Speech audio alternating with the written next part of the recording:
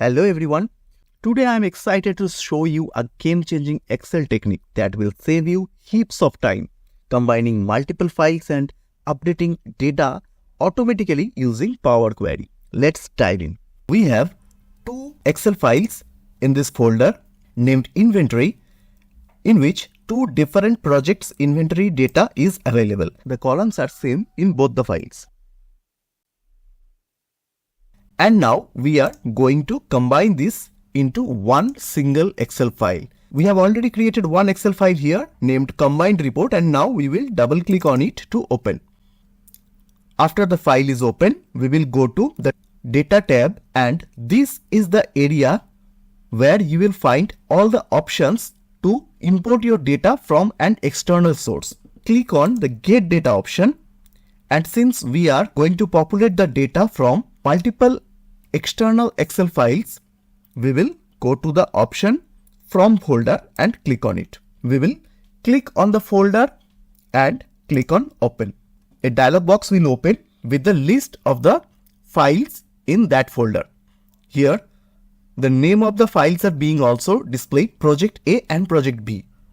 If you are sure that your data is clean and no transformation is required, then you can simply click on load. But if you want to clean the data and make some transformations, then go to this option and click on combine and transform data. What will happen? These two Excel files will be combined to one, and you will get the option to transform the data. So we are clicking on it. After some blinks on the screen, this window will open. So here already the two files has been combined to one, and you are seeing the sheet 1. You cannot see all the data because there are huge data in both of the files. You will just see the table format with some errors and some value that you may not want to populate into your destination file. And it is also mentioned that the data in the preview has been truncated due to size limits. So you just don't worry and click on OK. So after a few seconds of processing the query, the Power Query editor will be open. And now this time you will see the entire data is populated into this file. If you go to the bottom of the table, you will see the data from project B file also.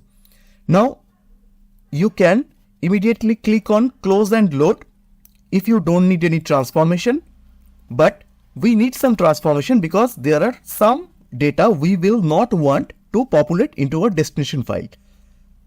Like here is one source.name column created by the Power Query editor, but we don't need this column because we have already one column which mentions the name of the project. So we will just select it and right click and click on remove. Keep in mind that removing any column or row from this Power Query editor does not affect the source files. Your source files are intact, and the changes that you are making will only affect the destination file for the data that will be loaded to it. Now let us check the other data that are here. There are some errors in the rate column, so you can go to this remove rows option, and from here you can click on the remove errors, and you will see that the records with error in it has been removed from this table. Now you can change the format of the data in this table just by right clicking on it and going to the change type. And if for this rate I would want to change the type to currency, then I will just click on this and see the format of the column is changed.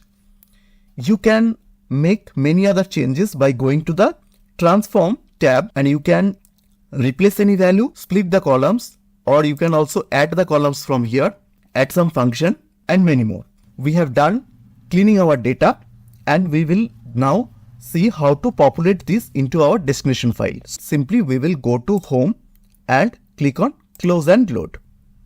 So you can now check, going to the bottom of the table, that the project B data is also populated here, and also to the right of the table that all the columns has been populated into your destination file.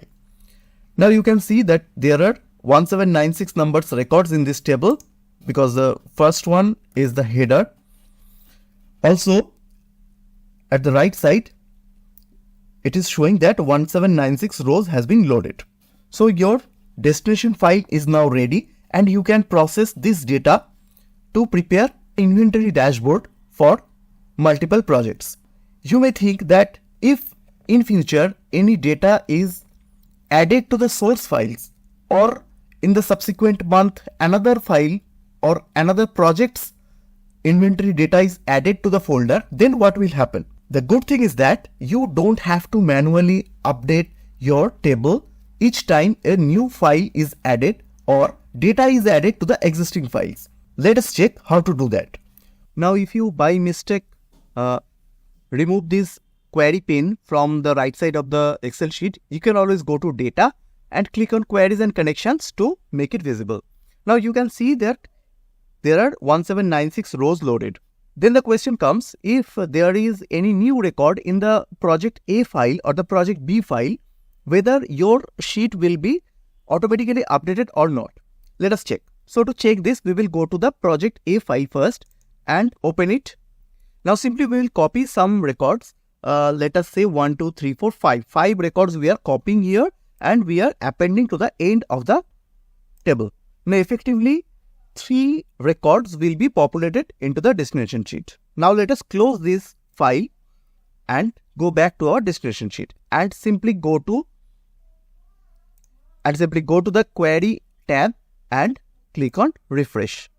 So it is showing loading data and 1799 rows are loaded. There are 3 records that has been increased after this refresh. With this function, you can update your source files as many times as you want and automatically the data will be populated in your destination file. Now let us see whether if there is a new file of say project C, then what will happen?